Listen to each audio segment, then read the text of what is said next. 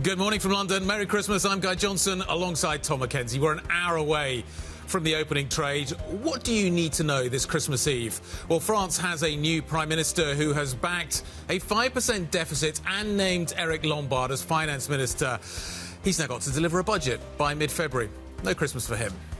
France's finance minister warned speculators that he's ready to intervene to stabilise the yen. This ahead of a key Christmas Day speech by Bank of Japan Governor Ueda. And China announces that it will issue 3 trillion yuan's worth of special treasury bonds and will use the money to boost consumption as it battles a slowing economy, Tom. Yeah, so we'll get more details on that story, which continues to evolve in terms of the response from China. European futures pointing lower this Christmas Eve, down 0.5%. Of course, volumes will be slim, but it was a decent day in the US with the S&P gaining around 0.7. The Nasdaq 100 also posting gains of around 1%. FTSE 100 futures in positive territory, pointing to gains of just shy of 0.6%. The markets will close at 12:30 UK time here.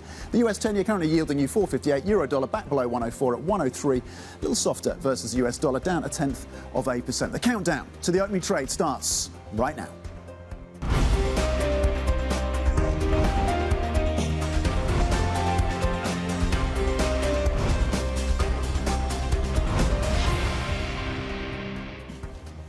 Tuesday, the 24th of December, a shortened trading day across much of the world today. Let's talk about what is on the agenda, though. Plenty for us to talk about. And France gets an early Christmas present in the form of a new government. We had the Prime Minister obviously announced a few days back. Now we get a new Finance Minister. But the Prime Minister, Mr. Bayrou, is pointing to the fact that he still would like to see a 5% deficit for France. And Tom, I wonder how he's going to get there. You pull a face. This is a tough one. The challenge here is that most of the other parties don't want to see this kind of austerity coming through for France. So what is the kind of track that you need to take to 5%? It is going to be really difficult for the new Finance Minister. And I just wonder, without a significant majority, whether 5% is possible. The only way maybe to get those kind of cuts through is to have a really big majority and basically ram it through Parliament. In the current environment, it feels really difficult. So, as you say, look, it's roughly in line with what Michel Barnier was aiming for, 5%. It's above the original, somewhere around 4% level that had originally been proposed, roughly in line with Barnier's level. And they've come out and said the comments around supporting big companies, good news if you're an investor or if you have skin in the game when it comes to the big corporations of France. But what that means in terms of where you get that additional tax and income from to support that 5% deficit target. And you had Jordan Bardella, of course, of the National Rally, coming out pretty swiftly after the cabinet was putting it together with some pretty scathing words as well, suggesting that the right of the party, plus the socialists as well, also critical, already kind of pouring, I don't know if pouring scorn is maybe too strong a framing, but there's already critiques coming through in terms of who is within this new cabinet. So we get a new French Prime Minister. We then get a new French Finance Minister, Eric Lombard. He's got a huge job. He's definitely going to be working over Christmas to get this done. I think the fact that there aren't any socialists within the government, and there was hope that maybe that would be the case, that this government would be broad enough to encapsulate some of the left, which would give them the security of the left in order effectively to neutralise that risk, as you say, coming from Marine Le Pen. And that doesn't look like it's happened. So I really struggle to see what has really changed out of Barnier into Bayrou. The targets stay the same. The challenges remain enormous. Is this just going to be the cycle we're on until we get presidential elections? It's not clear right now, is it, to your point? The Finance Minister has deep experience both in the corporate world in terms of banking, but also at a state level as well. So someone who brings deep experience to it, will that move the needle, as you say? And to your point, they had tried, there's been long conversation about whether or not they can peel off the socialists from Mélenchon and the more far-left groupings. That so far has not played out. And it doesn't seem, to your point, that this cabinet is going to be able to do that in terms of winning over the socialists to join with those centrists that align with Macron. What is interesting, out of the 5 finance ministers as well, 3 of them are the same as the Barnier administration. So basically, this really isn't much of a changed finance team in terms of the setup. Yes, Eric Lombard is the new finance minister, but in terms of the kind of those that are backing and doing the work, maybe behind the scenes, actually not a lot has changed. Surprise. Let's talk a little bit about Japan as well, because Japan over the next few days could be where the surprise comes from. So you've got this key speech coming up from Ueda on Christmas Day. You're not going to see much liquidity on Christmas Day, are you? Guy's going to be tuning in for that. I'm definitely going to be tuning in for that one. Early, getting up early, making sure that I watch that one, making sure that I'm up to speed with what is happening there. But it's interesting. So the Finance Minister's been out today basically kind of firing shots across the market's bow, saying, look, I'm ready to intervene, I'm ready to intervene. if Ueda is dovish, he's really going to struggle. And actually, the market didn't react a great deal to those comments regarding speculation. Normally, you'd expect a bigger market reaction, but the market's kind of looking through it, going, look, we need to wait Ueda. But with the kind of gap that exists between where the BOJ is and where the Fed is, really hard to see how the yen turns around in a significant way, even with intervention. And the surprise, to your point about what we look for on Christmas Day, if we are tuning into Ueda, the surprise was not that they held in December. The surprise for many was that they sounded dovish for January. Yeah. So what he says on Wednesday around whether he pushes back on that narrative or confirms that January is actually in play for the Bank of Japan to raise again will probably be what is crucial. But so far, the Finance Ministry coming out with the usual language that they come out with to try and support the The problem with the policy that's being delivered at the moment by the Bank of Japan is that it's almost self-defeating.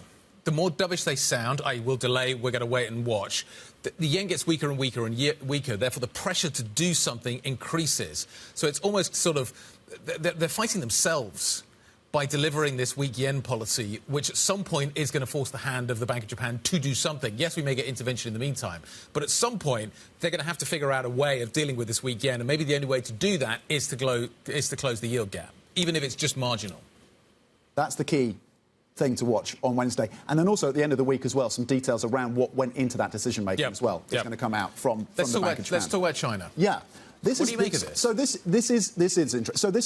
So Reuters reporting that special bond issuance by China will be tripled from the number that we saw this year. 1 trillion yuan to 3 trillion in 2025. That's about 411 billion US dollars.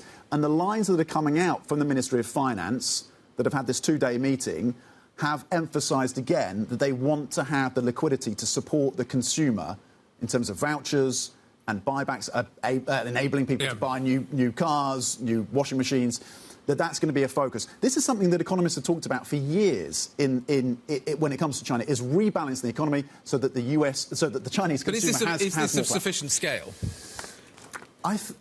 Probably not. Right, 410 billion is triple the amount of this year. Again, the idea that you get the big bazooka stimulus from Chinese authorities, I still have a lot of caution when it comes to that. It's this granular approach. They are still very conservative and cautious. Yep. They have the fiscal space to issue more debt and to get more liquidity into the system. Yep.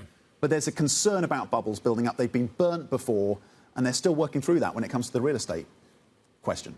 Is there an expectation that there's also just a kind of pre-Trump caution as well, and they wait and see what Trump delivers, and if Trump goes big, they go big? Because that seems to be the argument I keep hearing. Keeping powder dry, waiting. Yeah, precisely. Because who knows how far he's going to go in terms of those tariffs on China, how much of it is a negotiation ploy. The tariffs will come in some form, but how the size and scope. Yeah. It could be, I mean, the irony is that Trump could be the one that forces China to finally go full bore in supporting its consumer and having less reliance on that fixed asset. So, ironically, Trump saves the Chinese economy. Okay. Making China great again. We'll see what happens. Who have we got coming up on the show? Got some great guests, actually. Sylvain Broyer, S&P Global Ratings Chief Economist, is going to be joining us. Kind of what happens in January could change everything. We'll get his take on what happens there. Olivia Ferdi, Trip Drinks CEO, is going to be joining us. Is this going to be a dry Christmas? Is it going to be a dry New Year? We're going to find out. Ben Gutteridge, Invesco Investment Director, joining us at the Market Open. And Jean-Paul van Oudheusden, if I correctly pronounced that, I doubt I have, Etoro Market Analyst, talking about the retail trade, which has been a big one this year, Tom, but not actually a very successful one this year. Crypto was successful up to a point. I mean, getting through 100,000, you're exposed there. AMC, I haven't checked their share price performance recently, but of course, Roaring Kitty came back into play with some odd tweets on X. So whether Roaring Kitty is part of the mix in 2025 and whether it ties into that view that actually there's quite a lot of liquidity swashing around the US system and that going lower on rates in a significant way is maybe not necessary because we'll find out. Financial conditions are quite easy. 1:30 p.m. UK time, we are going to be getting the US durable goods Details, 3 p.m. That's at 3 p.m. UK time, in fact, is US durable goods. That's at 3 p.m. UK time. I was dodging the cameraman. Who was I think the market's going to be closing early, which was the 1:30 thing. OK, market's closing early at 1:30, by the way. New US home sales, they come out as well later. And US bond and stock markets close early as well. Of course, there will be thin volumes as many of these markets close. The only major markets trading tomorrow are China and Japan. Yep. We'll watch that Ueda speech early in the morning. We will. What else do you need to know this morning? Let's run through the details. British Airways owner ING is in talks with Elon Musk's Starlink to provide Wi-Fi services on its jet fleet. Starlink already has deals with the likes of United Airlines and Air Baltic. IAG has not made a final decision and is also exploring options with other providers, including Amazon's Project Cooper. The Nordstrom family is taking the company private in an all-cash deal that is valued at $6.25 billion. They're joining forces with the Mexican retailer El Puerto de Liverpool. We need to talk about this in just a moment, which owns 49.9% stake in the company. The founding family is betting that the century-old retail chain will be more successful without the scrutiny and demands of the public market after shares in Nordstrom plunged 40% in the last 5 years. And ASML has created what could be one of the most coveted items for technology fans this Christmas. For €208, employees of the Dutch chip-making machine firm can buy a Lego-style miniature of a lithography machine. The model is apparently the TwinScan EXE 5000. Basically, this is designed to celebrate ASML's 40th anniversary. So I have got a lot of Lego at home. And for personal use? For personal use. Yeah. And my children have a lot of it seems. And I don't know, I reckon we could make that. I reckon we've got enough kit that we could probably... Because these could be worth... I'm assuming they must be worth a lot in the secondary market, because everybody's going to want one of these. €208. Is that 208 euros? I was checking... The real thing costs 373 million. So it seems like quite a good deal. So in that respect, I mean... How big are these things? What, the real ones? Yeah. Well, they're so big that you have to ship them in 3 different Boeing aircraft to get them to your customer, Intel, in the US, from Eindhoven in the Netherlands. So they're pretty large.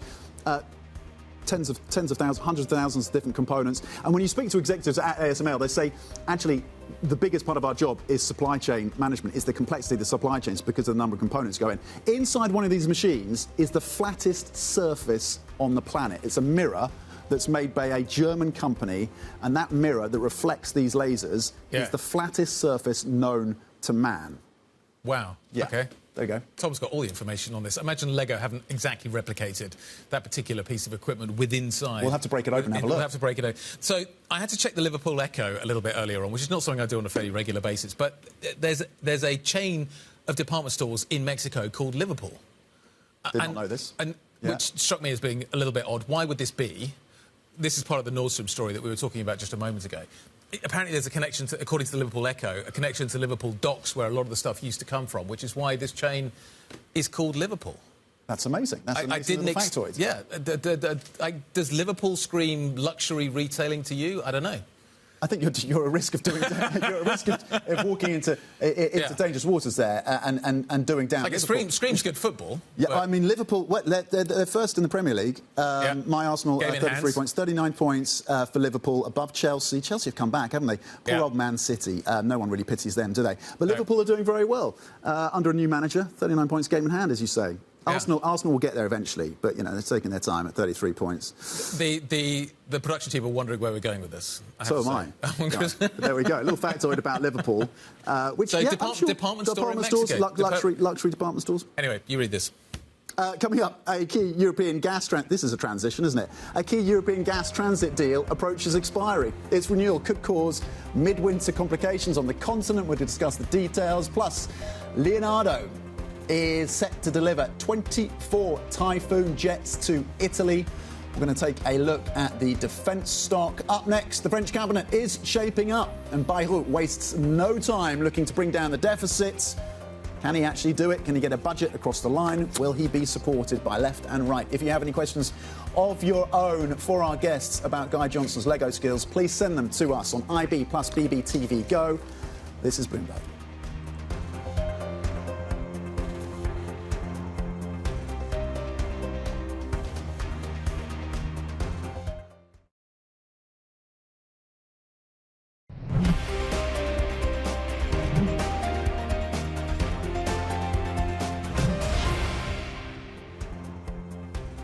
17 minutes past the hour, 42 minutes to the market open. It's a shortened trading day today. Just be aware of that. There's going to be very light liquidity. You're not going to see much liquidity around the world as we gradually shut down global markets. Japan and China open tomorrow. Let's talk about European politics. French President Emmanuel Macron has appointed Eric Lombard as the country's finance minister. Lombard, an experienced finance professional, will be tasked with passing the 2025 budget and lowering the deficit, which the new French Prime Minister says he wants to see at 5%. Bloomberg's Claudia Cohen joins us out of Paris. So what do we know about France's new finance minister? Hi. So what we know is that Eric Lombard, until now, was the head of a state-backed financial group called La Caisse des Dépôts, which is basically making long-term investment in housing, infrastructure, green projects also. And Eric Lombard is also a well-known financial character in the Paris scene because he's a former banker and he was also a top executive in the insurance sector, working, for instance, at BNP Paribas or generally in France. And what we know also about Eric Lombard is like he has also experiences in ministry cabinets. So I think it was around the 90s. It was the advisory of former socialist economic minister Michel Sapin. So I would say that Eric Lombard is the most interesting character of this new cabinet, and he looks like a Christmas gift, let's say so, for French people in order to close, obviously, the big French deficits. Okay, a Christmas gift. Why the Christmas gift? I mean, it seems like the challenges are still there in terms of getting this budget agreed and having it supported by both the left and the right. What are the timeframes that we're looking at and those particular challenges?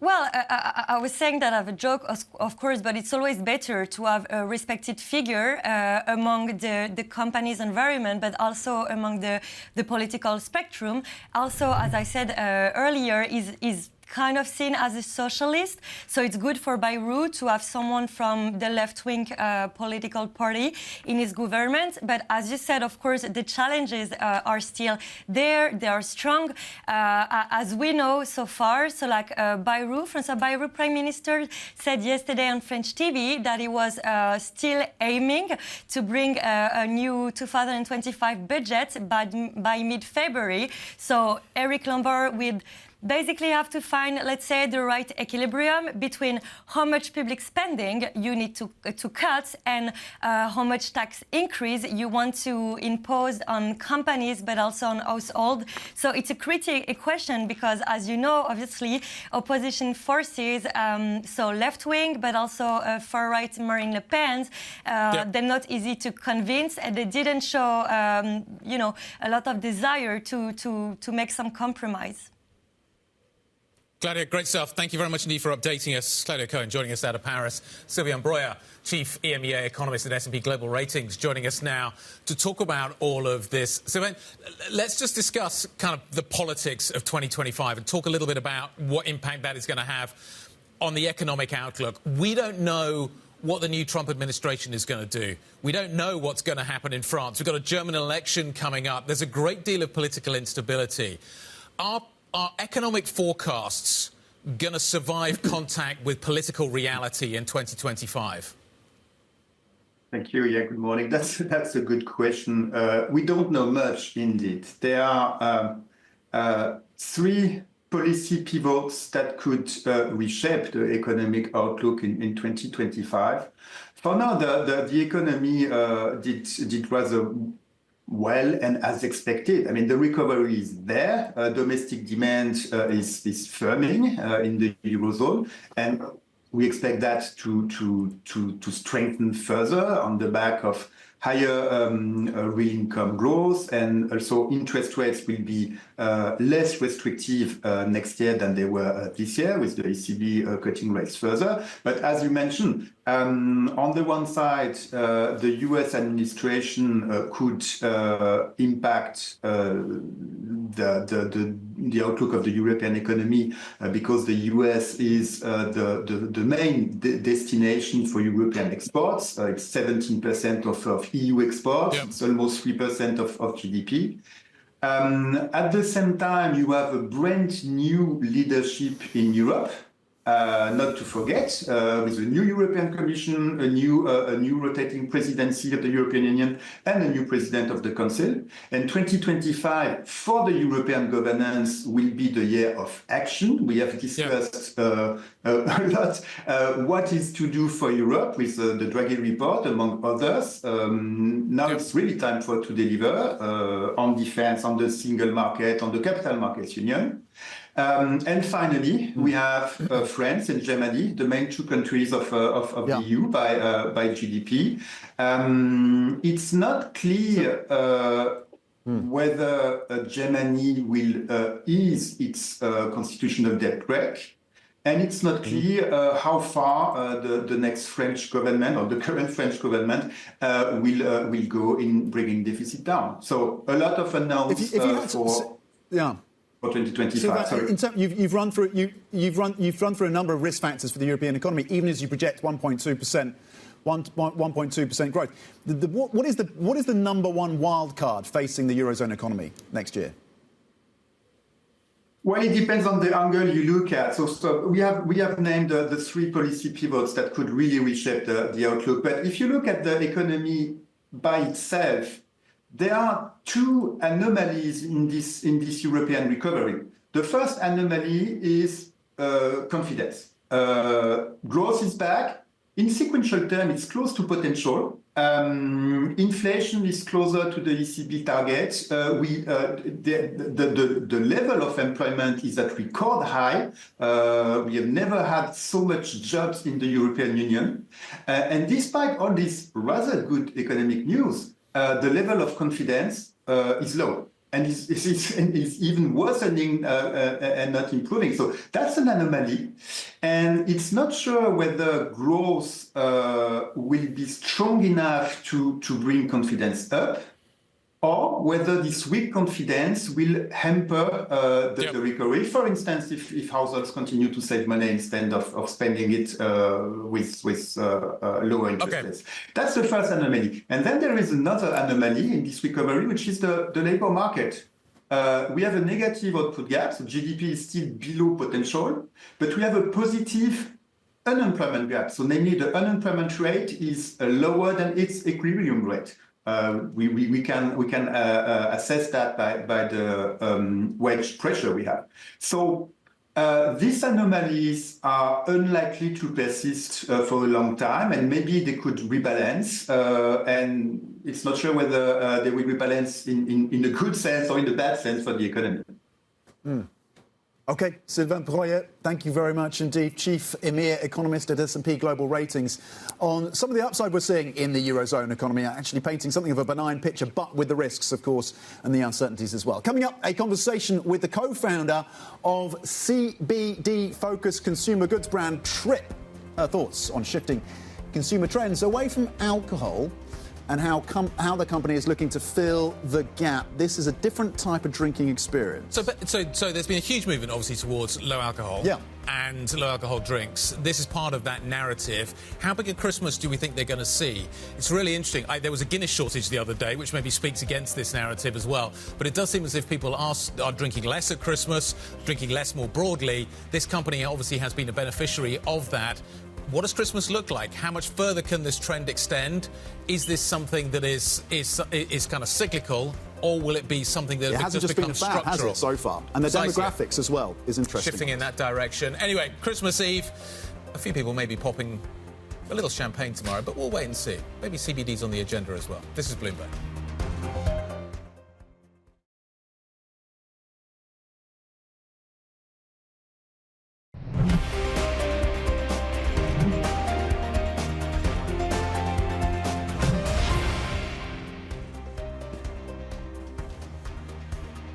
Minutes to the opening trade here in Europe. At the moment, futures look fairly mixed. It does look as if we're going to see something of a bounce in France, which is interesting, but Euro stock futures are definitely negative.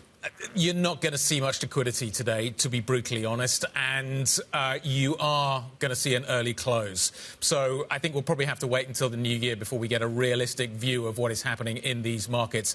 But talking of liquidity... Yes, I like that segue, Guy.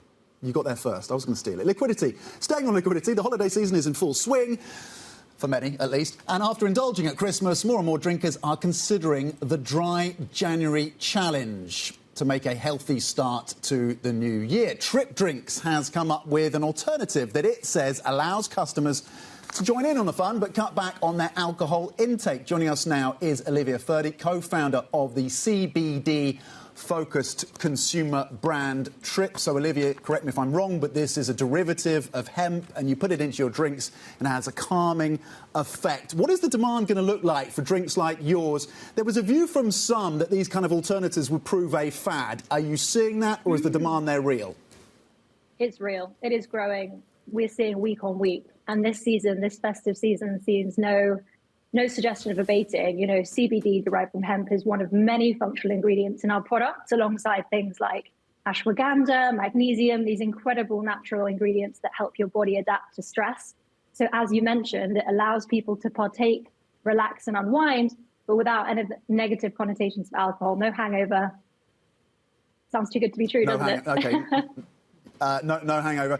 Olivia, I just wonder, is your space though facing a hangover? I mean, there has been huge growth in this area, but how do you make sure it's sustained? How do you expand the market opportunity? How do you grow beyond the segments that you're already in? What are your plans for 2025? Absolutely, it all comes down to product. It's about meeting the customer where that customer need is, and actually, 8 million UK consumers are already drinking functional drinks. This Dry January, we're expecting to see 15 million people partake. People are very much more open-minded about health and how it intersects with their everyday well-being, their consumption habits. And for us, that means developing new flavors. You know, we're in 30,000 stockists now. So that means more presence on shelf, being more available to people when they're looking for this sort of product. And as you mentioned, entering new markets as well. So, Olivia, good morning. It's Guy. This is a structural change. This isn't a fad. This is a structural change, Absolutely. You think, in the drinks market? Absolutely. I think people, for me, we've been seeing in the data trends since the pandemic, to be honest, that people have a renewed awareness of everyday health. They are conscious of what they're consuming. That sets us up for incredible growth when you're tapping into people's consumption habits, where they can enjoy something as convenient, as delicious as something they're familiar with, let's say in a meal deal, in a office day when they're working in town. Yep. But to be able to enjoy the same experience in a familiar, ready-to-drink format without the confusion or the information barrier you might see in typical supplements that speak to some of these incredible, powerful functional ingredients is a real breakthrough moment. And I think we're seeing that completely take off in terms of sales, revenue. You know, we're the largest privately owned soft drinks company here in the UK in terms of sales. If you think about that growth, that's pretty staggering when we're a pretty new category, delivering this category of calm. But as I say, it's all about delivering an exceptional experience. No one's going to come back to a healthier option if they had to compromise on flavour or experience. The number one reason people drink drinks is to refresh and enjoy the taste. One of the other big themes of 2024 has been private markets. You just mentioned you're a private company. Are you going to stay a private company? What's the future of Trip?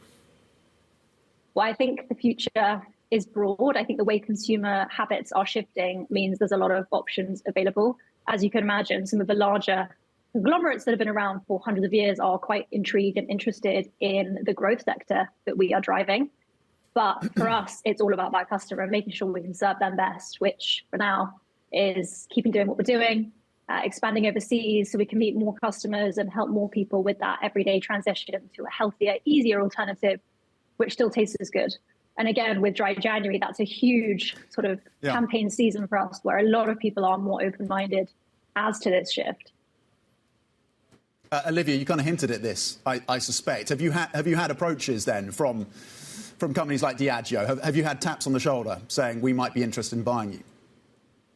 We're always open and friendly to any conversations. I think there's so much you can learn. We're not from the traditional beverage industry, and I think it's a strong value to always be talking to these potential strategic partners. They've got a ton of expertise. So conversation's always open. Olivia, to what extent is this a market that is still regulatory constrained, i.e. the regulators are imposing limits on what you can and cannot put into drinks, what the limits are, what are conceived as being appropriate limits for products that address a broad range of consumers. Is that something that you hope will evolve? What do you need to see in order to grow the business from a regulatory point of view? I would say regulation is always playing somewhat catch up to innovation. I think Trip as a company with our product portfolio are driving incredible innovation in terms of what we're able to blend into a drink, in terms of the ingredients that we're using, and the ingredients that we're learning about that are helping customers every day, those natural botanicals. For us, I have a background in law. I had a career as a solicitor prior to launching Trip. It was a very unexpected experience, but I think that breadth of experience in the legal sector has really helped us navigate that regulatory landscape. For us, at the end of the day, customer safety is the most important thing. And I think the UK is actually a brilliant marketplace for ensuring that food safety and labeling, etc. For us, it will be continuing to innovate and work hand in hand with regulators, especially in new markets. Each country has a different set of requirements, as you can imagine, but it's there to protect the customer, and it's for brands like Trip to allow people the chance to enjoy these sorts of products, find a genuinely healthy alternative to sugar, alcohol, etc. Yeah, the Food Safety Authority in the UK, Robin May, the Chief Scientific Advisor, has in the past warned about consuming too much CBD and the potential health impacts of that. Olivia, is the US market a priority for you? And if so, how do you plan to target it?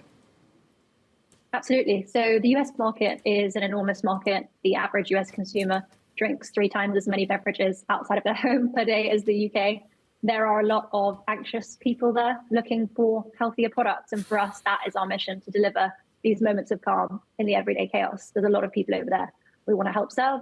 Their awareness of functional health and benefits. There was a recent study from the Hartman Group this year in 2024 that explained that one of the number one reasons people are purchasing food and beverage at the moment is to fulfill a health need, with stress as one of the number one aspects of health they're looking to actively improve. For us, it's a very exciting market in terms of kind of product market fit in our early launch signs, and we're very excited to be working there. We're working particularly on the West Coast and the East Coast, but as you know, it's a huge area to tackle and one that's high on the priority list for 2025. Lots of anxious Americans. I wonder what 2025 is going to bring on that front. Olivia, thank you so much for joining us. We will see what next year brings, and we will watch with interest. Thank you very much indeed for joining us. Have a great Christmas, and let's hope it's a happy new year.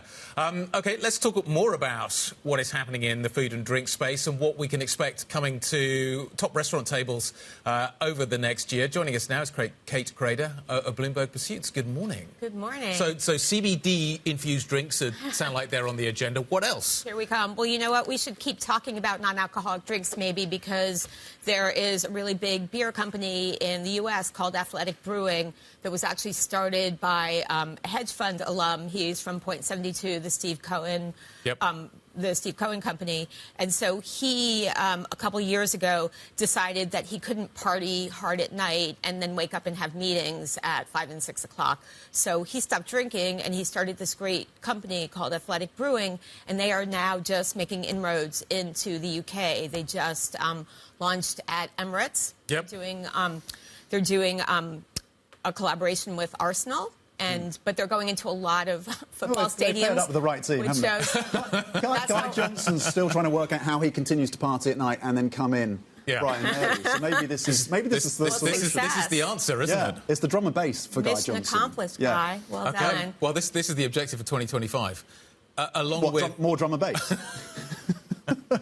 Let's talk about Japanese hand rolls. Hand rolls. Let's talk about hand rolls. So they're also called tamaki, and they have been a huge thing in the U.S. for the last couple months, let's say a year. But they're also here in London. There's a place called Tamaki that opened in the spring, and it's been a huge hit. So you're going to see more of these places that do this sort of open-face sushi. It's like a nori. You have like nori wrap, then you put beautiful sushi rice. So you go in and they make it. Do they make it for you? So you choose the ingredients. Yes. Is it like a Subway but of tamaki?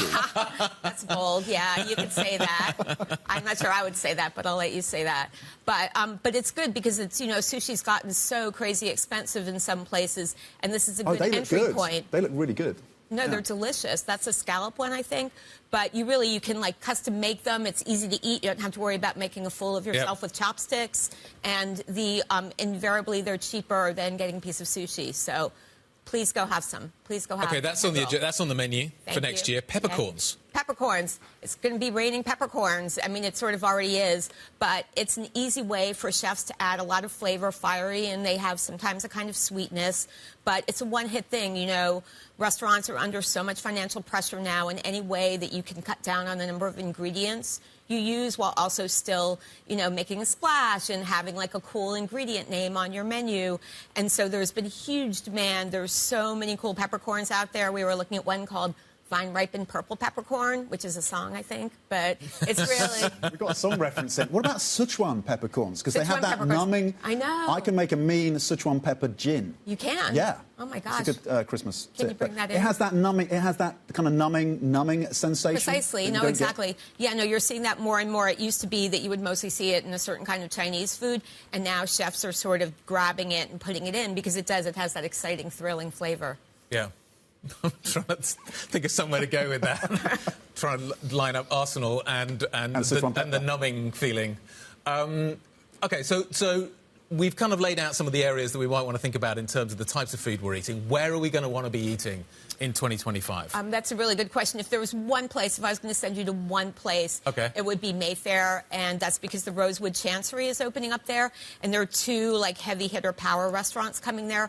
One is from Richard Caring, who you guys know, I think. He's bringing back Le Caprice, the storied London restaurant, is coming back in 2025. And right next to it is one of New York City's biggest restaurants, Carbone. Do you guys know it? The Italian-American celeb heavy-hitting place. So those are both going into this one hotel. It's opening sometime in the middle of the year. So keep that, like, note that. That's one for the early reservations. That's one for the. Let's set up a lunch date, Guy. I like this idea. At Carbone in 2025ve. Lunches sound like on this shift. Lunches are a fantastic idea. Yeah, we should do more lunches. What's the price? What's the price? Are they able to price? I mean, at whatever level they want, if they're in that hotel in Carbone. Where does Carbone price at? Carbone's become sort of famous for doing market pricing, which means all of a sudden when you get the bill at the end, you're like, who knows what the bill is going to be? But that's not a cheap restaurant. You should bring your big wallet to Carbone, and I think the same will be true. You're taking me for lunch. That's what I've locked myself into now. Yeah, I saw that. But yeah, no, I think it's going to be, on average in New York, their pastas are about $30 to $40, so it will be probably about £30. I think they're not going to be shy with the pricing. But London's got some great hotels now. Oh my gosh, yeah. So some really high-end restaurants Yeah. are now available if you're looking for them. Yeah, no, you can eat really, really well. It started sort of last year with the Peninsula, and all these great all these like really fancy schmancy hotels have come in where it's like £1,000 a night. No, that's where you start at. But yes, you eat very well in those. But I do think this is going to be the biggest deal. Like, but restaurants seem to be coming and going more quickly. Yes, that's right. Exactly right. We call them the impermanent restaurant, and it used to be there was a restaurant here called Le Gavroche that was around for 57 years, and that used to be you thought like, okay, a restaurant is here forever and it will be my restaurant. But now, because of so many pressures, I mean, you guys cover it every day, like the rents, the cost of ingredients, labor. You can't, sometimes, and people's attention spans, you can't have a restaurant, you can't expect a restaurant to go for decades and decades anymore. So instead of bemoaning it, you sort of lean into it. And you say, you know what, it's exciting. We get to change the concept. It's going to renew people's interest in it. If something wasn't quite working, we can figure out a way to do something different, whether it's with the cuisine or the service, or you can play it in a different way, and it's going to make a big difference. You'll see. 7:44. I'm very hungry now, but we've got a list. We know what we're doing. We know what we're doing next year, and I'm also intrigued to now try. The hand rolls? Your gin. The gin, I'll have to bring some in, if that's appropriate. Not for breakfast. Sichuan infused. There we go, Sichuan pepper infused gin. Bloomberg's Kate Crader, fantastic. Thank you very much indeed, setting us up for some fine dining in 2025. Really appreciate it. There's plenty more coming up. This is Bloomberg.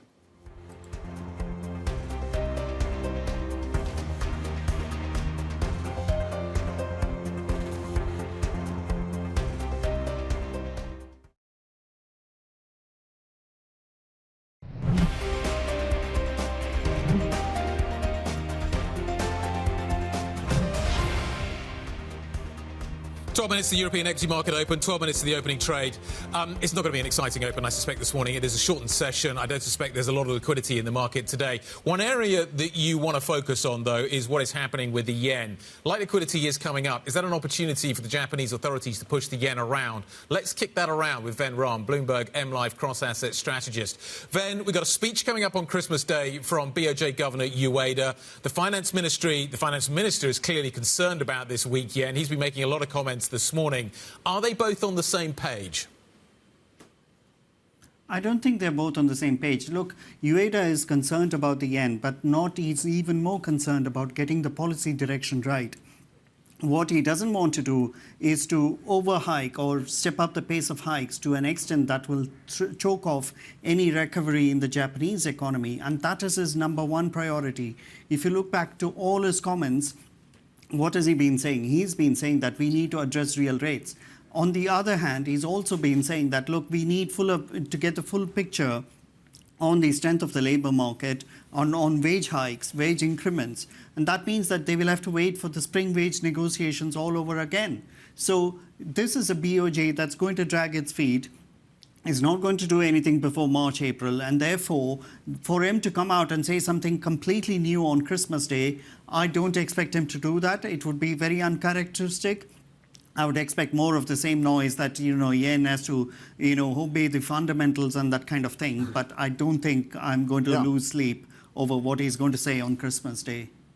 So that's a long time to go in terms of potential pressure on the yen up into those spring wage negotiations and that clarity for Ueda. What does the finance ministry intervene in a meaningful way? Well, I think that the yen is going to weaken from here because, the finance ministry can try to intervene, but they can't stop the flood. In order to mop up the flow, you need to first turn off the faucet. And if you're not going to do that, you're just going to be mopping up. And that's what the finance ministry is doing. What is the problem? The weak yen is the symptom of a problem. What is the problem? The problem is the real rate differentials. They're wide in favor of the dollar. And until that is addressed, the yen will keep falling to newer and newer lows. Already it's fallen to 163 per dollar, I beg your pardon, earlier this year. And I think that's likely to happen in 2025 again if the Bank of Japan and the finance ministry don't get to be on the same page.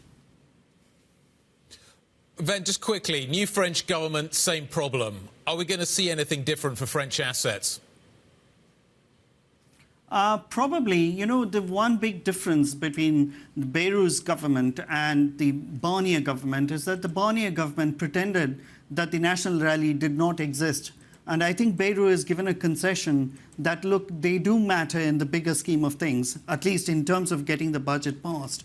And I think he's already reached out to national rally, and which the national rally accepts. Although the rhetoric that's coming out from the other opposition parties is not very encouraging at this moment, I'm kind of hopeful that this time around they will get it right. OK, Ven Ram, Bloomberg MLive cross-asset strategist. Thank you. Remember, you can get up-to-date analysis and insight from Ven and the rest of the team. Just go to MLIV, go on your terminal. Let's bring in Joe Easton right now from my equities team. Joe, what are you watching? Morning, Tom. So I've got my eye on the chip sector today. This after Bloomberg reports that the Biden administration is probing Chinese manufactured semiconductors, and that could potentially pave the way for new tariffs next year when Trump comes into office. These stocks, on a one-year basis, as we can see, they've not had a great year, been hit by worries around tariffs and also a slowdown in a number of those sectors. The other angle today, though, is TSMC over in Taiwan, one of the world's biggest semiconductor stocks, hitting a record high on hopes around the AI boom. That could feed into a number of their suppliers that are listed here in Europe. Then we've also got an eye on Leonardo over in the defence space.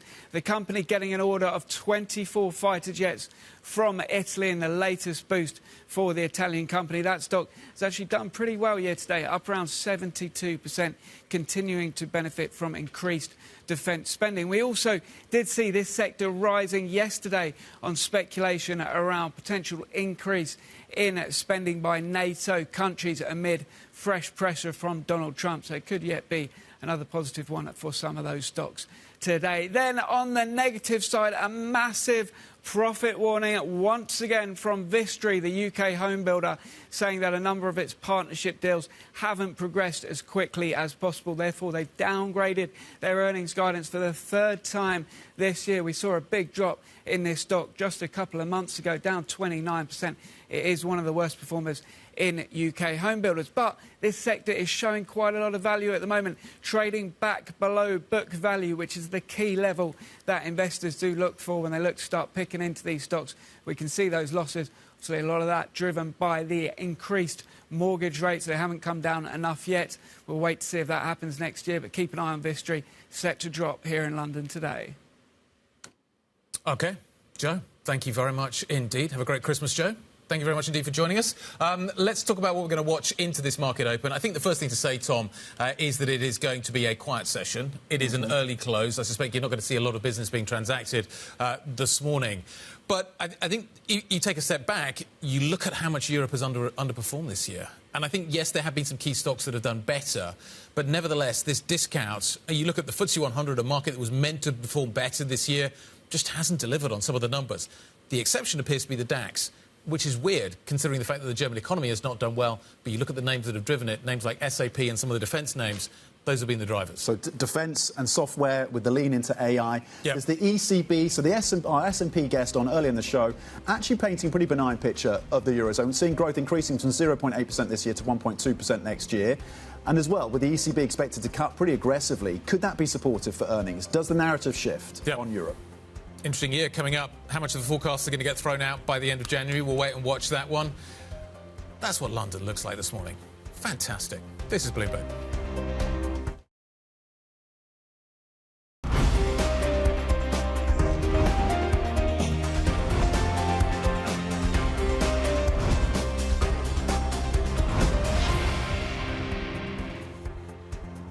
Christmas Eve, markets are about to open, then they're going to close early, remember, so you're going to see a light volume session, I think, today.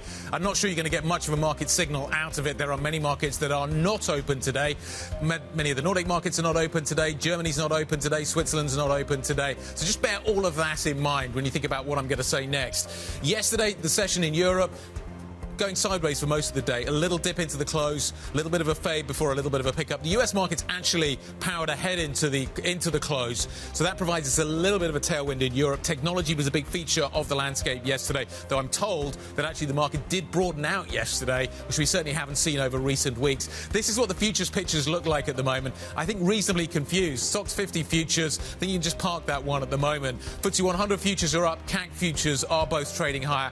But as I already indicate, Tom, this is being delivered on light volume, and I'm not sure how clear a signal as to real market sentiment these numbers deliver. Light volume, you talk about the gains that came through in the US yesterday, despite the fact that the consumer sentiment survey came in at the weakest level in about 3 months. But it was the tech-heavy stocks, of course, that powered the gains. The stocks that are in focus for us today, then chips, given what we're hearing around the Biden administration pushing through with this 301 investigation. It'll end up ultimately on the desk of incoming President Trump. Leonardo in the defence sector, there's been some orders there from Italy for some of the aircraft that Leonardo produces. And Vistry within the building space, of course, of the UK. Some of the partnerships it had hoped to have lined up not coming through. So the forecasts and a cut to the outlook for a builder at a time, of course, when many in the markets are pricing in fewer rate cuts than had been expected for the Bank of England. So we watch those, Guy, at the open. Right, here is the open. Time for the opening trade. Let's take a look at the numbers. We switched up the board a little bit today because there are a bunch of markets that are not open. As I've indicated, you are seeing the Nordic markets closed today. You've also got the German market closed. The Swiss market is closed as well today. You can probably just about make out the AEX up there at the top. That's the Dutch market. We folded that one in. You've got the Italian market in there as well. CAC 40. Some of these markets may take a little while to get going this morning. I suspect the reason for that is that it's going to take a little while, given the market volume, to get some of the pricing to be guaranteed. There you go. The CAC 40 is now open. It's up by 0.3%. The AEX, you can probably just see up by 0.4% at the moment.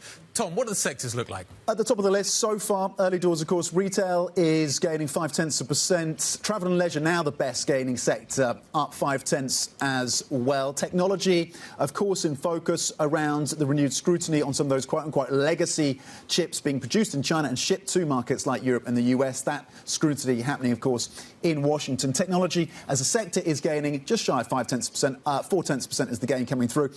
Every single sector so far in positive territory. We'll see how that adjusts, of course, in the next couple of minutes. Telecoms, the least well-performing sector, currently flat as a sector. Construction also gaining, but very, very modestly. Top of your list, it's travel, retail and technology across your sectors, Guy. Yeah, there's a whole bunch of... I'm just looking at my board in terms of the names that are moving. There seems to be a lot of German names in here, which aren't open.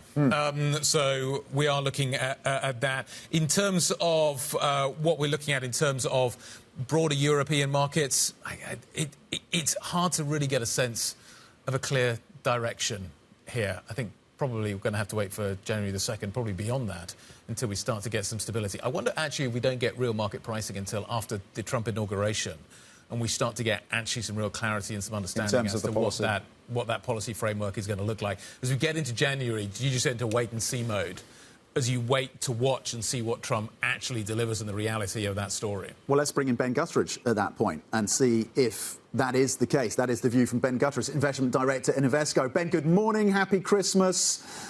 Do you wait on the sidelines until you get more clarity from Trump, January the 20th? Do you have to sit and wait for more policy direction from the US? Oh, well, happy Christmas to you all as well. I mean, I think if you're sort of sitting and waiting, that suggests you're ignoring the sort of the broader piece that's already in play.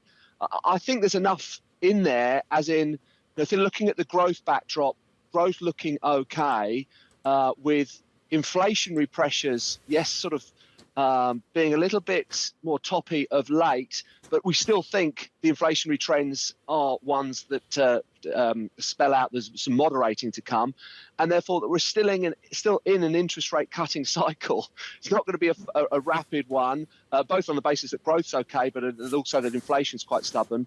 What I'm suggesting is that the backdrop of resilient growth, moderating inflation, and an interest rate cutting cycle, I don't think is going to be disturbed by Trump. There's, of course, a lot of noise around fiscal policy that could make life very exciting for journalists, a little bit more nervous for investors. But I think that fundamental picture that I've laid out, allows one to sort of still not be on the sidelines, but be in equities. Yes, of course, you can have a little bit to one side to deploy on periods of weakness. But I think, largely being invested in equities is a reasonable starting point. Ben, what does that backdrop mean in terms of whether or not we see a broadening of the earnings story in 2025 and a rally that has greater breadth and is less narrow? Well, that seems like the logical outcome, doesn't it? Resilient growth should support the broadening of earnings performance, and thinking about sort of banking stocks, for example, in a higher interest rate environment, and of course the hyperscalers, the AI stocks, the large cap growth names, their earnings growth has just been so tremendous that it has to, what one suspects, it has to moderate. So that is where we're leaning. But you can't push too hard on that, because one of the things that market has got and investors have got wrong, time and again, is the fade rates on the earnings growth for these businesses. And they are just wonderful businesses. And yes, of course, we need to see better, monetization of the AI theme, but the infrastructure rollout is still has so far to go. So there's a barbell. Yep. We're leaning towards the catch-up trade, but you can't dismiss these sort of growth stocks by sort of sort of flaky comments like they're just too expensive. Okay. Valuations, some would argue, do matter. Ben, the S&P has done 25% this year. Is it going to do 25% next year? Well, that isn't the base case. I'm sorry. I mean, I qualify my comments about flaky comments about, valuation. Of course, valuations are important, but just to sort of be sort of stubborn on it, ignoring the tremendous earnings growth of those businesses. But as it relates to the S&P 500, well, look, I mean, like seemingly all of Wall Street and investment commentators are talking about 8 to 10. We wouldn't be too far away from that. But I mean, rarely is the market so benign as to give that sort of number. It's more often a dramatically disappointing. It's more often a dramatically positive number. Every now and then you get a dramatically negative number. So I would say the upside, the scope for surprise is to the upside. So I'd say more likely a 25% number than a negative number. Okay. Earlier this week, Novo Nordisk got absolutely slammed. And here was a company that was basically trading on significantly elevated expectations. The market was looking for a lot. Management was looking for a lot. A small miss in terms of expectations on a future drug delivered a 25% drop at one point on the stock. Do I see that as being a warning for what some of the other stocks, you've just been talking about what's happening in the AI space, could deliver if we start to get a disappointment? If NVIDIA disappoints in any shape or form, what kind of a market reaction do you think you're going to see? Yeah, I mean, it is, as you retell it, it does sort of send a shiver down the spine based on what I've said earlier. I mean, it is quite a frightening reminder that lofty valuations, earnings disappointment hit that much that much harder. And it, of course, that would of course play out for stocks like NVIDIA and other sort of hyperscalers. Earnings disappointment will punish businesses on lofty valuations. But I mean, I just think the earnings, there's been such a misread by market on the earnings story within that AI theme. One would suggest on the balance of prior outcomes that the earnings trajectory should largely impress. Now, one's quarter earnings to the next, you could see some disappointments, but the general trend and trajectory, I think the market's probably got the fade rates too aggressive on their fade rates. But of course, we're one quarter to the next, one earnings report to the next. It could be a really sort of tense moment for those like us who are quite heavily invested in that area. Ben, the FTSE 100 has returned about 5% this year. You could make the case you might have been better off just parking that money in a 2-year gilt and clipping the coupon at 4.5%. Do you think what happens? What is you're positive on UK equities in 2025?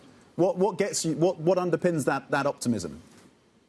Well, I don't know if anyone's ever sort of mentioned the valuation story in the UK equities, but of course tends to get a bit of an eye roll that response, because it's been relayed quite a few times and it hasn't played out. And this is another year, as you sort of suggested, informed. It's been a relative disappointment. And look, we're positive US, but you can't have all, well, you can have all your portfolio in US equities, but we're in the business of diversifying and we think it's prudent to do so.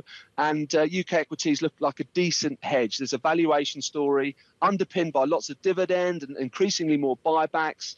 The banking sector balance sheets in very good shape, and the dividends and the buybacks you're seeing there really encouraging. Of course, there's an energy component that makes it a nice hedge for geopolitical purposes, but also on the basis that the energy markets, recover and there's more inflation. And you think about what happened in 2022, heaven forbid, US markets being punished, energy stocks holding up quite well. So there's something of a barbell between UK and US, rather than UK being a standout opportunity. Ben, is there a valuation appeal to French equities, given their underperformance versus the stock 600, and with an ECB that could cut below 2% by the second half? Yes, there's certainly a valuation story. That's pretty clear. For the opportunistic investor, like going today might be a little bit of a stretch. Clearly, there are ongoing political challenges that's hard to navigate. But I think, the manufacturing linkage that we see with Europe to both China and, of course, the US makes that a very sort of noisy trade and difficult, I think, to get too much conviction behind. But I think, as was referenced earlier, the level of rate cuts that are coming through, and with consumer balance sheets in pretty decent shape, I think the second half of next year, and therefore 2025, could be a good one. But today, it's a little fearful of that trade. Ben, you sound really confident about next year. A lot of other people are telling me that there's a lot to think about next year. There's a lot to fold in next year, and it could be a really bumpy ride. Can you be confident and expect a bumpy ride at the same time? Yes, I think so. Look, I think what we're worried about. There's of course a lot of political noise, and for example, these sort of trade tariffs and how inflationary they're going to be, and how the Federal Reserve are going to respond. I think it's largely not too controversial to say that tariffs are a sort of a temporary price change rather than a persistent inflationary force. But someone like the Federal Reserve, who has previously been burnt pretty savagely on the idea that these inflationary pressures are transient, and of course with inflation still a lingering risk, when we see the impact on sort of immediate sort of short-term headline inflation that tariffs have, the Federal Reserve may well sort of say, well, look, we're going to take a pause on cutting interest rates now because inflationary concerns are troubling us. And that could be a really difficult moment for markets.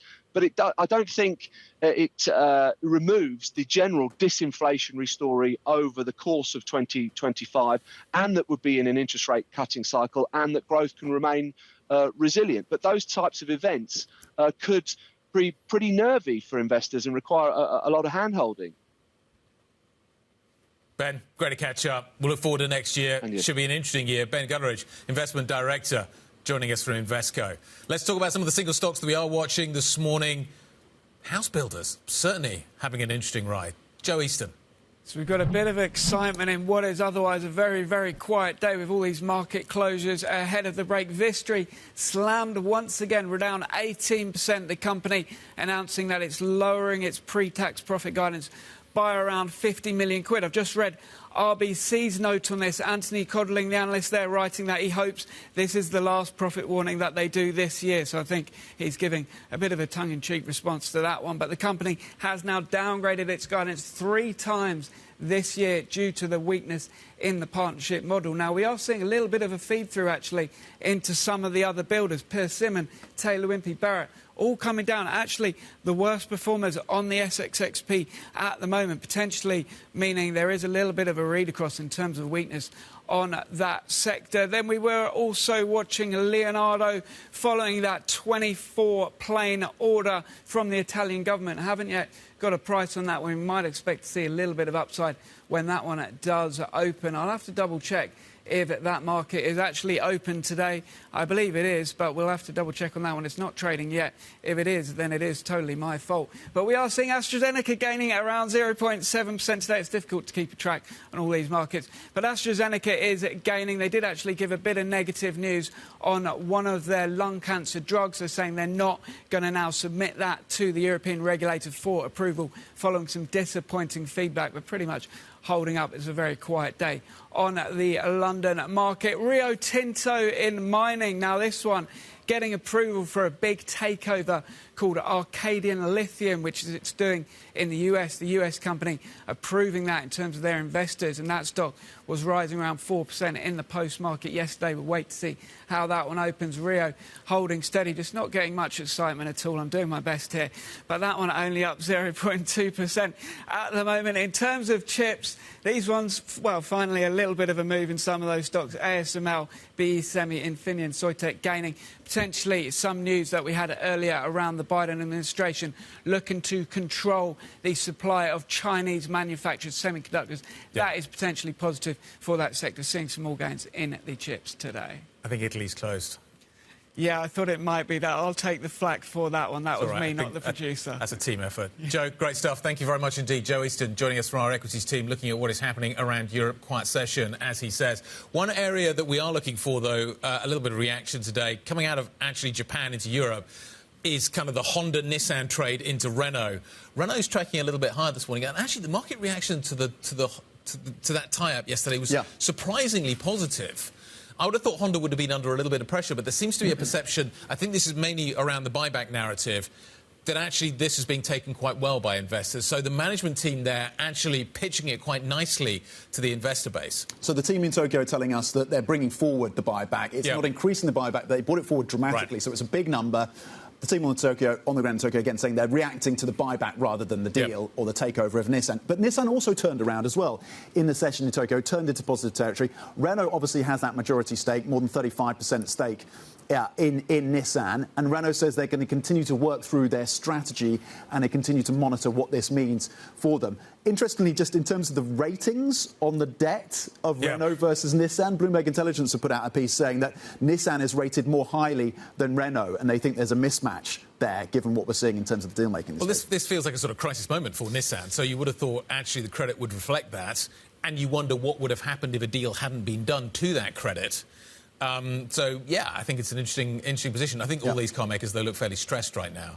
That's the bigger challenge. This all feels very defensive in terms of... This may not be the end of the story. No. It may be the beginning of the end or the beginning of the beginning. Yeah. You look at what happened with Honda today, a really positive move. But as you say, that's the buyback. That feels like it's the kind of the drag forward on the buyback and the scale of that buyback and when investors are going to be seeing it. OK, what are we going to talk about next? Have you had a good year? We'll talk about the retail favourites this year. We'll talk about the investors that have done well and not done well. Where have you needed to be positioned? We will find out next. This is Bloomberg.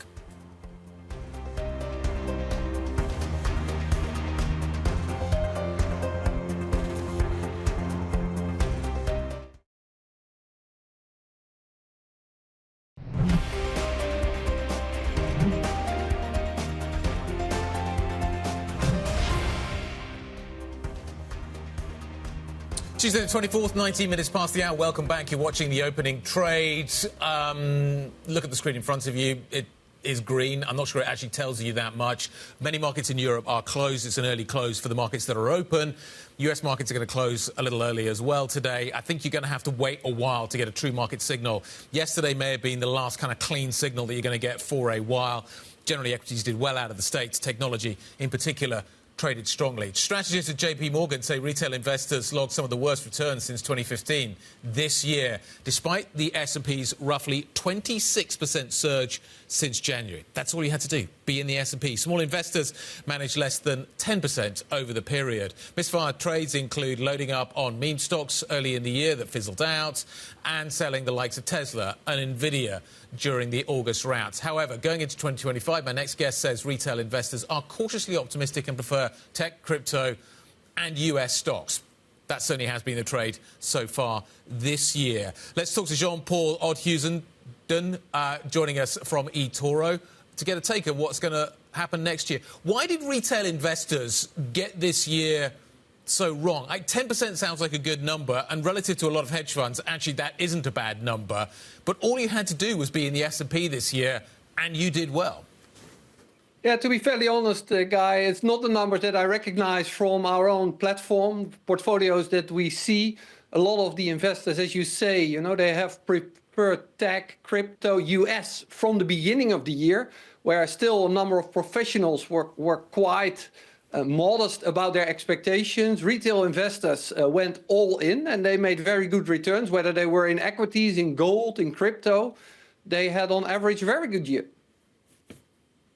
So what does that tell us about next year? Are the same trades going to work? Well, the same trades still apply to next year. It's cautiously optimistic. I think many people find it hard to believe that 2025 could be as good as 2023 and 2024. On the other hand, the storyline is still good. It's moderate growth, lower inflation, central banks cutting rates, banks still bringing in the earnings. There's obviously risks around, but it should be good. Jean-Paul, what is the renewed Trump trade for 2025? Yeah, well, that's the big question mark out there. Trump will enter the White House for his second term on the 20th of January. There's been a lot of talking that you typically see around elections that has caused momentum in the markets, valuations spiking up. But everyone is obviously eagerly awaiting the real policies that will be implemented when he is really in his role. Okay, so we wait for those details. Does Europe have any appeal for your retail investor base? I mean, we were talking to Ben Gutteridge earlier about the valuation appeal here in the UK. Europe possibly an opportunity if you want to put some skin in the game. What are you seeing in terms of the retail appetite for Europe versus US? Yeah, the nice thing is that we always hold a quarterly survey. We just recently did one this December. And what you see, 2/3 of retail investors from the 3,000 respondents, 2/3 believes the US will take the lead, and only 10% votes for Europe to be prevailing.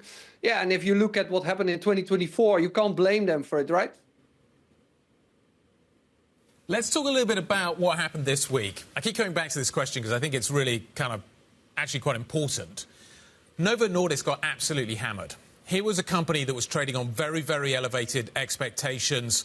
And when those expectations were missed, the market punished this stock in a very big way. Is that something that investors in, for instance, the AI trade should take seriously and think about?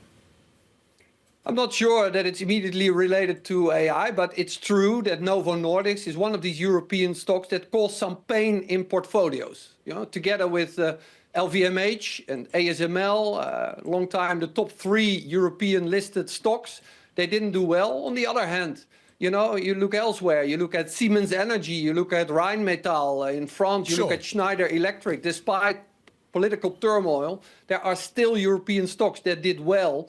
On Novo, as you say, you know, the stock got hammered, and it's now at 24 times forward earnings. It's not been that cheap since the middle of 2021. So if you were looking to buy Novo, then this may be a good time. OK, but my point really is that I'm talking about stocks that have very, very elevated expectations, and any kind of a miss will generate a big market reaction. Is that something that retail investors are at risk of in 2025, that we could see other high expectation stocks, any kind of a miss will deliver big outsized reactions? Yes, that's definitely true, and that is a risk. It is a risk because retail investors, on average, if you could say that, are more looking for the storyline and the promises rather than the valuation. So that is something where they could be disappointed. And that's where we focus, at least, to point out concentration risks in portfolio. If you're wrong on a stock, on a growth stock, it doesn't hurt so much if you're only invested in it for a small percentage of your entire portfolio. What's your favorite AI play now, beyond NVIDIA? Beyond NVIDIA, because NVIDIA is obviously still firing on all cylinders. Yeah, next to it, but it's very much linked to NVIDIA, is TSMC from Taiwan, because they are very much needed everywhere in the world to produce these advanced chips. They have still, for obvious reasons, but a reasonable valuation, and they should be doing well in 2025 unless the trade war kicks in more massively than we expect at the moment. OK. Jean-Paul van Oudheusden, Etoro market analyst, on some of the themes and trades that could work out for you in 2025. The retail space, of course, favouring Bitcoin, NVIDIA and some of those big tech names. It's had a great run into Christmas, hasn't it? Those trades have done really well. And you've seen the concentration risks, Jean-Paul talking about that. Tech's done really well in this period. As we came into kind of the election, it felt like the market was going to broaden out. Then it got really narrow again. The crypto trade's also taken off really quite strongly. Yeah, is there further to go for Bitcoin? I mean, it's above 108,000 at one point, 94,000 right now. Retreating quite sharply off the back of that. Again, how much of that is already in the trade? How much of the Trump trade is already on? Anyway, we're going to talk more about this all next. We've got some big risks coming up. We've also got this risk around the gas story in Europe that we need to factor in as well. The pipeline gets shut off on January the 1st, we understand, between Russia through Ukraine into Europe. We'll talk about that next. This is Bloomberg.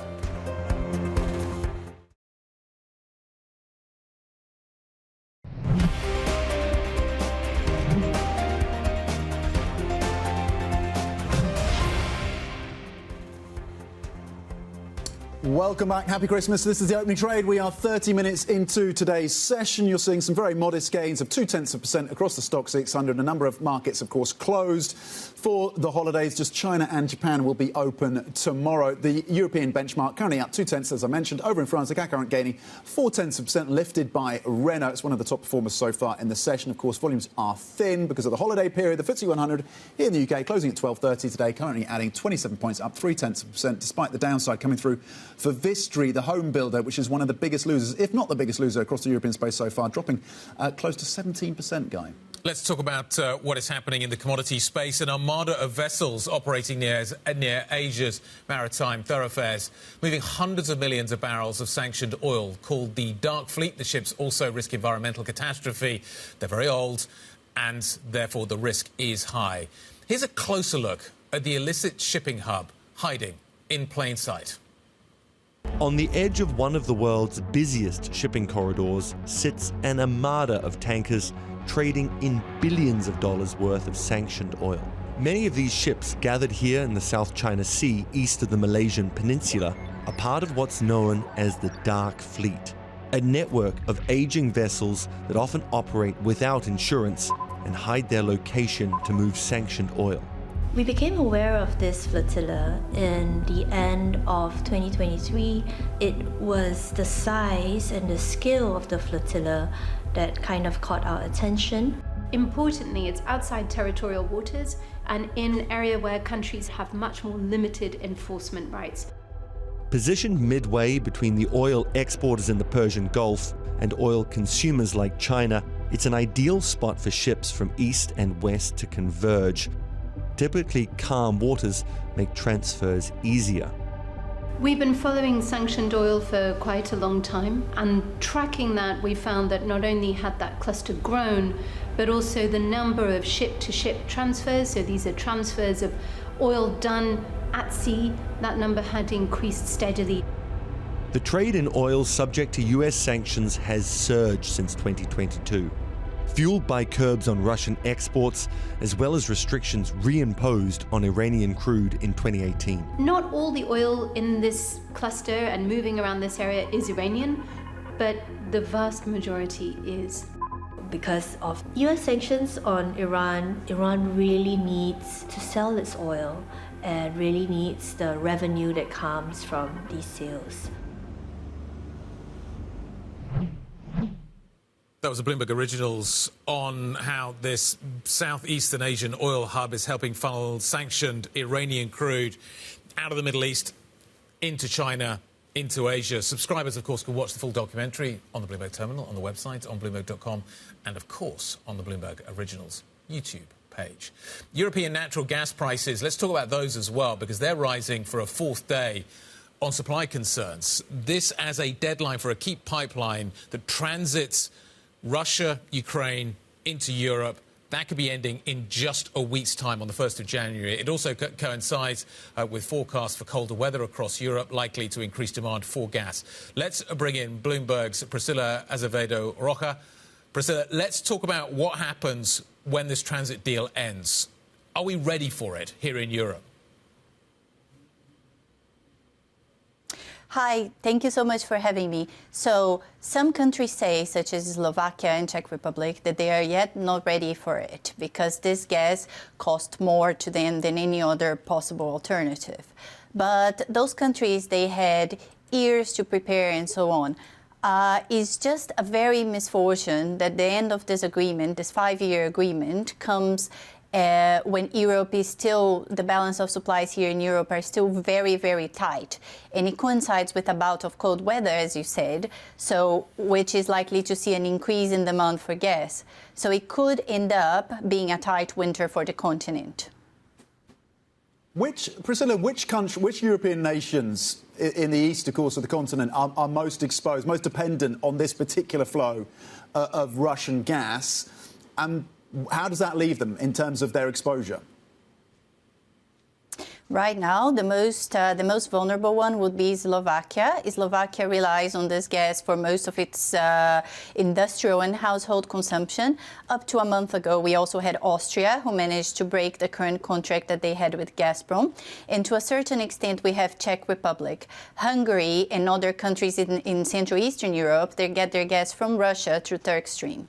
So this leaves Slovakia in a very vulnerable position as they have to look for alternative supplies. Might that be through Germany or import of LNG, which would also come through Germany because they're landlocked. So it leaves them looking for alternatives that are more expensive. We are still seeing quite a lot of LNG from Russia coming into Europe as well. Is that where we've got to go? You talk about the kind of more expensive alternatives. What are the alternatives that many of these countries are going to have to deal with? So the alternatives would effectively be importing electricity, importing natural gas supplies for electricity. But at the moment, Europe is still in a very vulnerable position because where would the supplies come from? They will come from the US, they will come from Qatar. And those projects, they are still under construction. It is true, as you said, that Europe is still getting a lot of supplies from Russia, but it's not. It's only like 15% of the whole balance of supplies. Let's not forget that there is also Norwegian gas. Norway has become a massive exporter of pipeline supplies to Europe following Russia's invasion of Ukraine and most of the loss of flows through Nord Stream to Germany. So there are other options, but most of them are not ready yet. So it leaves Europe in a very vulnerable position going through this winter. OK, vulnerable at least for this winter, given the expiry or likely expiry of this deal. Bloomberg's Priscilla Azevedo-Rocha, thank you very much indeed for the details. Now to France, where the President Emmanuel Macron has appointed Eric Lombard as the country's finance minister. Lombard is an experienced finance professional, will be tasked with passing a 2025 budget and, of course, attempting to lower that deficit. Let's bring in Bloomberg's Claudia Cohen in Paris for the details. Claudia, what do we know about Eric Lombard, his background, and whether or not he can really move the needle? So Eric Lombard is currently the head of the financial group called Caisse des Dépôts, which basically make long-term investment for the French state. So what we know about him also is that he's a former banker and he's a former top executive in the insurance sector. He worked at BNP Paribas, for instance. He worked at Generali in France. So he knows a lot of things. He has deep expertise into the financial sector. And also what we know is like earlier in his career, he was an advisor of ex-economic minister, the socialist one, Michel Sapin. So he's basically quite identified as a center left-wing figure. And what we know from today's reaction of political party is like Eric Lombard is now seen as the only link between the new cabinet and the Socialist Party. So is he what has changed here? Because it feels like the rest of the government is still very centre, that not a lot has changed in terms of the formation of this new government from the Barnier government. And people are wondering, therefore, are we going to head for a different outcome and whether or not this government can last? Is he the difference? Is he, as you say, the connection that may allow this government to last a little bit longer? I would say that you're right, Dan. He is the difference because if you look at the new cabinet, as you mentioned, you can see that a lot of Michel Barnier's ministers have been reappointed. You can see also, people who were in politics like almost decades ago and that there is a huge comeback. So there is a bit of disappointment on this side because obviously people were hoping for a change, opposition. So we talk about the left-wing party, but let's talk about the far-right Marine Le Pen party also. I mean, I'm not going to lie, they're like laughing about it on French TV since yesterday evening. So like Eric Lombard is the only big difference, I would say, but the task for him would be as huge as it was before. So like even if his personality, let's say, has received some favors, some compliments from the opposition, the task is too difficult still because he would need to find the right equilibrium for the new budget between how much public spend you want to cut actually and how much tax increase are you willing to put on companies and so on household.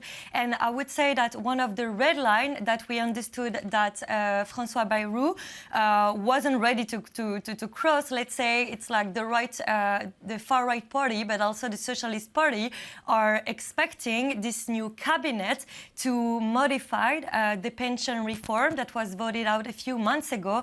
But Francois Bayrou said on French TV yesterday that he wouldn't do so. So the task will be still huge and to recall a bit the timeline, this new cabinet could face a new no confidence vote as early as mid-January. What are the so we look at mid-January. We have the time frame mid-January in terms of getting this budget together. What are specific challenges facing the new government then, Claudia? They have to align. They have to get a budget together. They have to pass that budget. What are the main mechanisms for that to be implemented? So basically, they will need to, as I mentioned, they will need to come out with a figure, like how many billions are you going to find to cut for the deficit. So end of 2024, the deficit should exceed 6% of French GDP. So Bayrou is saying that his aim now is to cut the deficit down to 5% of the GDP. So in order to do that, you will need to come out with specific figures, like how much millions, how many billions you are able to find. So he will need to answer this question, and he will need to answer this question without making any offense to the opposition party. So that would be the main task. And in terms of timeline, basically, like they need to find a solution before mid-February. Otherwise, it would be really difficult because, as you know, in France, like there is no such thing as a shutdown now because there is this emergency legislation that allows the state to continue with emergency funding. But there are a lot of, different things that are still waiting for a budget. And I would say also that the financial market, as we said many times before, like all the French risk has been integrated already since the summer, but the financial market is waiting, The financial market is waiting now, and obviously the European Commission is closely watching. Claudia, great stuff. Thank you very much indeed. Bloomberg's Claudia Cohen joining us out of Paris on the new French government. Tom, can you get to 5%? If you have a small majority, if you have an unstable government, do we need to wait for new French elections, parliamentary elections, in order to give one party or another, one group or another, the kind of clout in Parliament to be able to basically force through the kind of changes that some argue France needs at the moment? Well, that takes us to next summer, doesn't it? Precisely, and that's the problem here. Do we basically end up limping from government to government until we get there? And even then, do we get to the point where actually, if those results aren't clear, do we then need presidential elections to provide clarity? And is that the kind of the course that we're tracking through in 2025? You're putting arguably a political target on the back of Macron then, who's looking to finish in 2027. Yeah, can he last that long if we don't get a clear group within Parliament that can form a government and then can control Parliament? I think that's the question. That's the challenge for France in next year. And you talked about the socialists. They wanted to cleave off the socialists as part of that left-wing group. The front page of Le Figaro this morning, Olivia, who is the head of the Socialist Party, saying, and I'm going to treat you to some French because it's Christmas, so I apologise in advance, le socialiste affirme que aucune des conditions du pacte de non-censure proposé par la gauche. So none of the agreements that were proposed by the left have been respected by Francois Bayrou. So that is pretty affirmative from the leader of the Socialist Party. Nothing has changed from their point of view. Nothing has changed from their point of view. So why do we expect that this government is going to last any longer than Barnier's government? That's the point he's making. Nothing has changed. The front page of Le Monde, a broader scope on this. 2024 will go down in history as an annus horribilis for French politics. 4 governments. 4 prime ministers in 1 year, no budget and a slew of unfinished bills. France appears to be without direction and reduced to immobility. That's according to the political columnist at Le Monde. OK, let's talk about China next. Coming up, China's government extending its debt, extending losses. This after a report of a planned record issuance of special treasury bonds. These special treasury bonds will be issued to boost consumption and boost the economy. We'll talk about the details next. This is Bloomberg.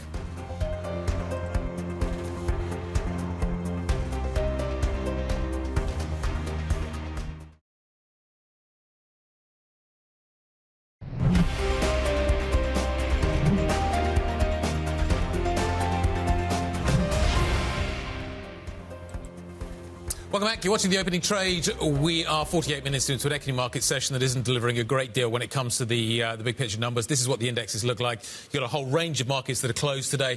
The Swiss are out, the Germans are out, the Italians are out, the Nordics are out. So a lot of closed markets, so a lack of volume. It's going to be an early close to those markets that are open today. So a lot of people may not be at their trading desks or actively engaged. The US market is going to open later. Again, a shortened session is expected. So we've been looking to Asia to actually provide some of the volatility today. You've certainly seen a lot in the yen. We've seen commentary coming through from the Ministry of Finance. And we've got this story surrounding special bonds coming out of China designed to drive consumption. China's open. China will be open tomorrow as well. And those long-dated government bonds have extended losses in China. That after a Reuters report that authorities have agreed to issue a record 3 trillion yuan, that's about $411 billion of special Treasury debt next year. Let's bring in Bloomberg's Shanghai Bureau Chief Charlie Zhu. Charlie, what are the key takeaways from the report? What do we know at this point? So as you mentioned, the Reuters report was saying China is going to issue 3 trillion yuan worth of special sovereign bonds for next year, and the proceeds will be mainly used to drive consumption, upgrade equipment, develop technology, and also recapitalize state banks. The amount, the plan to increase fiscal spending for next year is not new because the policymakers, has repeatedly said that. But the amount, Reuters reported, is higher than expected, 3 trillion yuan. But whatever, the official confirmation probably won't come out until March next year, when China's legislators will meet in Beijing to approve China's budget deficit and also the economic growth target.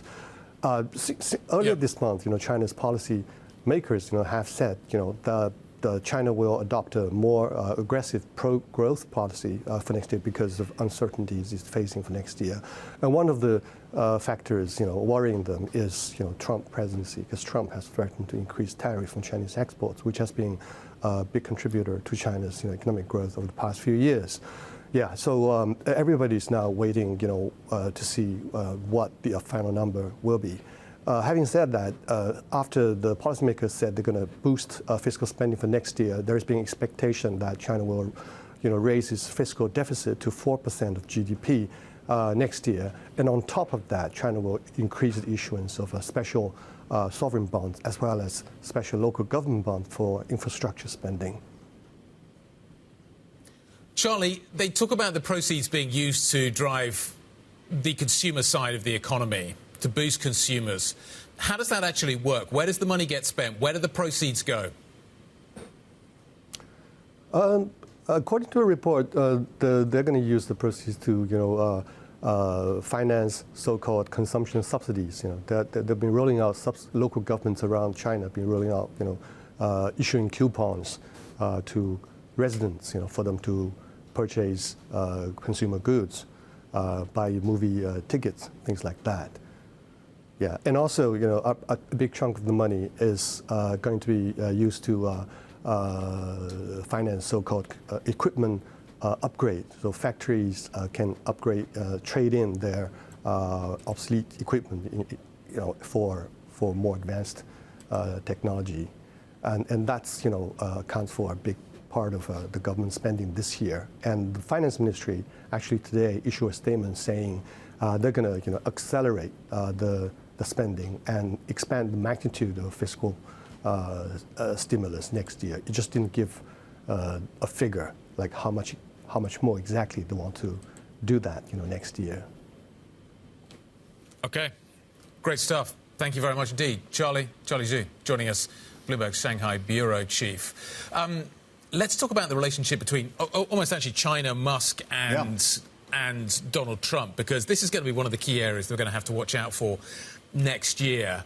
It's going to be fascinating to see exactly what that presidency is going to look like, the role that Trump is going to play in it, the role that Musk is going to play in it, the interaction between the two, and what their relationship with China is going to look like. What are people saying in China about Elon Musk and how he perceives China? Because he's got a big footprint there. He has a huge footprint, and what's fascinating to see when Musk is on the ground in China is how on script he is versus when he is in the US, i.e. he doesn't post anything controversial on X, he sticks to the line, he is able to parrot the phrases of Chinese officials to make sure that his business interests are protected. Will China be sitting thinking that they have someone who can at least speak softer words into the ears of Trump, even as he surrounds himself with hawk, given the business exposure he has? Let's take a listen to what Musk has been doing. There's a package. We're going to have a look at Musk, Trump, and how that relationship intertwines. In a dramatic political comeback, Donald Trump will return to the White House. And if he's going to share the credit for his victory with anyone, it's this guy. Where is he? Come on up here, Elon. Come here. Elon Musk, known for selling cars, making rockets, became one of the biggest political donors in American history. This is like a mutually beneficial business arrangement, right? Trump got money and got elected. Musk gets sway over the federal government.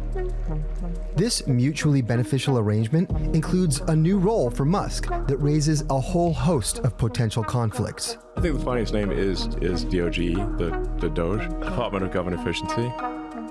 Musk wants the federal government to mostly get out of his way. Tesla is a electric car company, and it very much would like the federal government to approve its business in robotaxis, driverless cars. While pushing for less federal oversight, Musk also stands to gain billions. Elon Musk owns a major defense contractor. It's called SpaceX. The U.S. government is their most important client. He would like as many more contracts as possible and would like a president who would say, create a new Mars program and hire him to send the rockets up. This is Trump 2.0. Like the sort of old rules of conflicts of interest may be out the window here.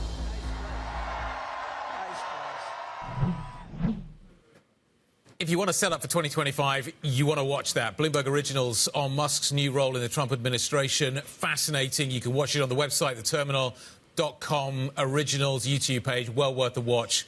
That is going to be one of the key relationship, you could argue, to watch in 2025. You see the impact that he had on the spending bill and the proximity they got to that government closure. You see the impact he's having on German elections now with his tacit support, UK, potentially as well. Support for the FD. Here in the UK, how does a Labour government under Keir Starmer respond to an increasingly hostile Elon Musk who has taken a pot shot at apparently on almost weekly basis? How does the Conservative Party react to it? Because potentially you've got reformers being the biggest threat to the Conservative Party as well. Kimmy Badenoch's talking an awful lot about this story as well and has concerns around that funding that could come from Musk into reform.